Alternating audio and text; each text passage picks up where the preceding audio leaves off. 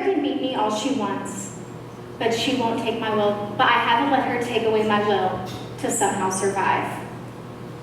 Dave Pilzer recounts in his 1995 book, A Child Called Id, his experience of child abuse at the hands of his mother. Now, you all are an 8-year-old. You have a 5-year-old little sister. All you know is mommy and daddy have been missing for a week, and you're starving. You sacrifice any food you can so that way your little sister can have something to eat, when in fact, all you've had is school lunch. When did that become right? Finally, mommy and daddy come home, and you're elated, but they're furious. There's one cheese stick left in the fridge. And before you can even defend yourself, whack! The stinging sensation grows on the surface of your small cheek. Whack! The other. As you turn away in defeat, the collar of your shirt is yanked, and you are jolted across the room, suffocating. Upon hearing the commotion, your little sister comes running into the room, and before you can breathe out the words to tell her to turn around, she is smacked too. Your heart shatters, and you black out. Mommy and daddy promise this is the last time, but you've heard that before, haven't you? When did this become acceptable? Too often seen as a dirty little secret in today's society, child abuse is a topic that needs to be discussed. Helpless children are suffering every day at the hands of those that are supposed to provide love and support, not hate and neglect. Although the abuser is not taking the life of the child, they are robbing the child the ability to live their life. We need to make children a priority. In order to save children from the abuse, we need to notice the abuse, know what it does to the child, contact an authority figure, and get the child out. To begin, you need to know a little about my past. I am a victim of child abuse.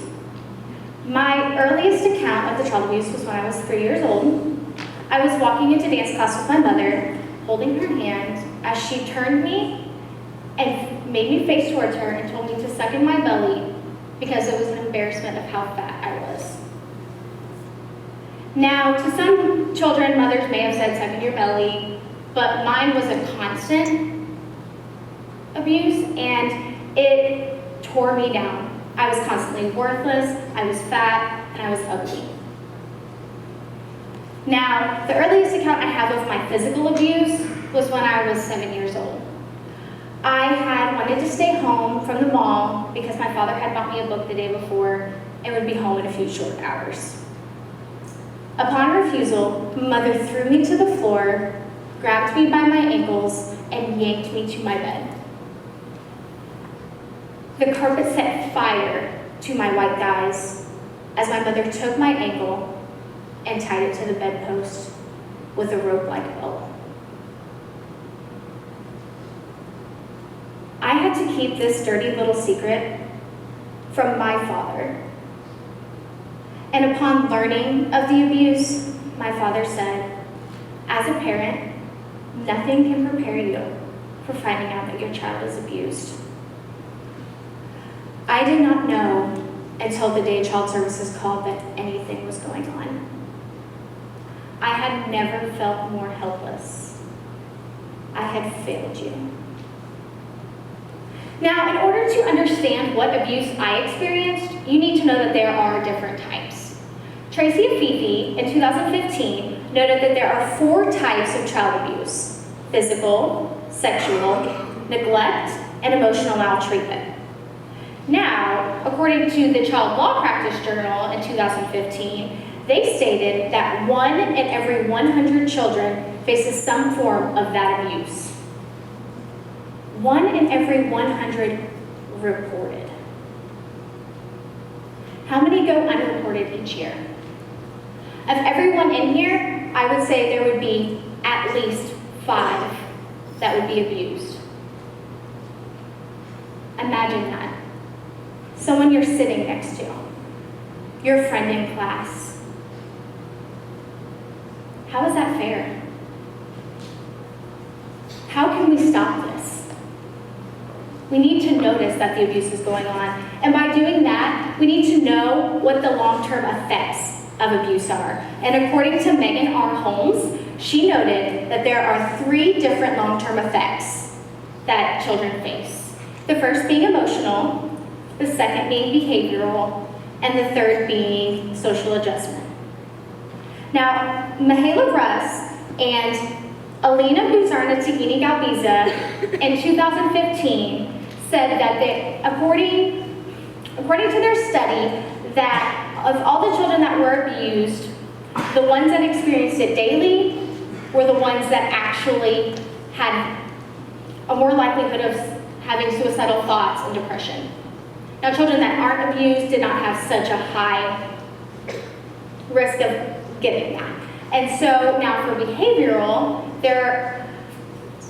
psychologist Sweet Tuskik noted in 2013 that aggression was significantly higher in children that were abused versus children that were not. And in 2013, Drs. Lowe and Mulford noted that social adjustment problems include like acting out in school, having a social anxiety disorder, or having developmental delays. Now think about a time when a child acted different in class and you didn't know why. Maybe it could have been that reason.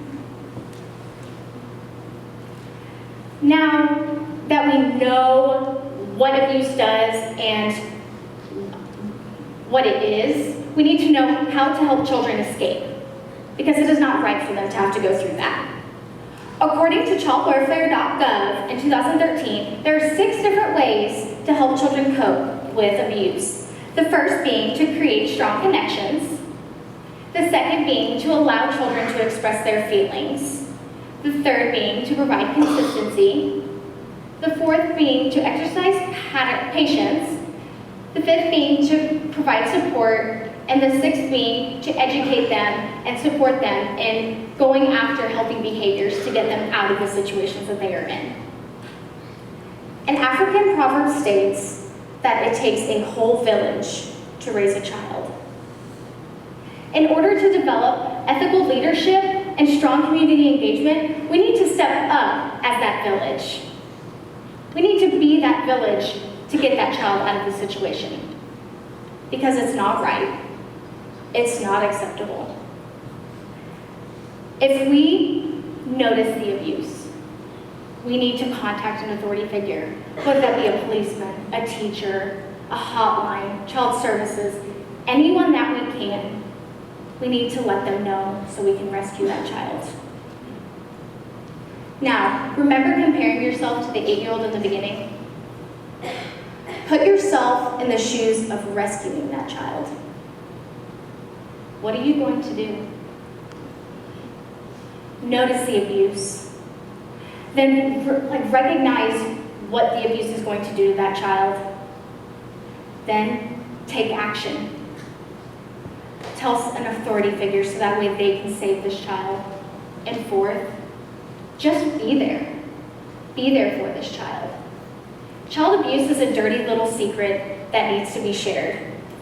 And in order to rescue these children, it involves your action, my action, and we can end these dirty little secrets.